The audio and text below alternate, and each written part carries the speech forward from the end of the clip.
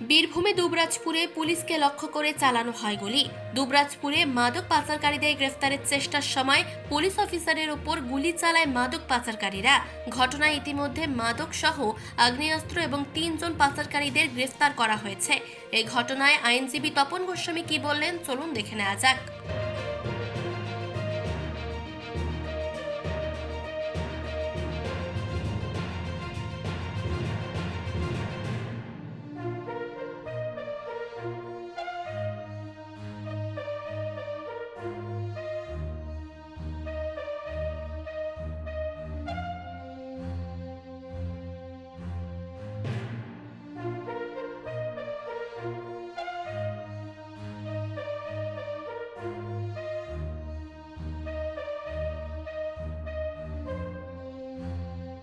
তিনজনকে অ্যারেস্ট করা হয়েছে।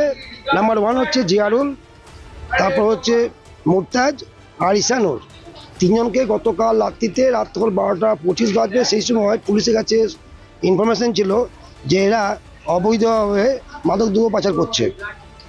তারপর পুলিশ যায়, ওই জায়গাটা হচ্ছে আড়ালি বলে একটা জায়গা আছে মুরাদগঞ্জ, ওই রাস্তা, সেই রাস্তার উপরে ব্রিক্স ফিল্ড আছে, সেখানটাতে ওদেরকে গিয়ে পুলিশ চেস করে, সেটা রাজনগর পেয়েছে। আর এদের বাড়ি সব কাকরতলা পেয়েছে। এরা অবৈধভাবে স্মাগলার করে এগুলো বিভিন্ন মাদক দ্রব্যগুলো। তো 8 লিটারের মতন কোরিয়ান মিক্সচার উদ্ধার করা হয়। তার সঙ্গে ওই আর্মসটা সিজ হয়েছে, পুলিশকে লক্ষ্য করে গুলি ছুড়েছিল 1 রাউন্ড, সেটাও সিজ হয়েছে। এছাড়া মোবাইল ফোন, মোটর সাইকেল, এগুলো সিজ হয়েছে। আজকে প্রোডাকশন করা হয়েছে কোর্টে, 7 দিনের পিসিতে নিয়ে যাওয়া হলো। এটা নিয়ে যাচ্ছিল কোথায়?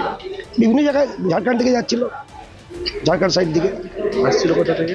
আসছিল, কাকরতলা থেকে আসছিল, সাইড থেকে আসছিল। মানসী বসুর রিপোর্ট, চেতনা বার্তা।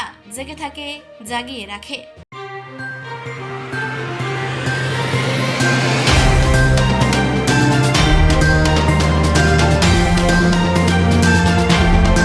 চেতনা বার্তা, জেগে থাকে, জাগিয়ে রাখে।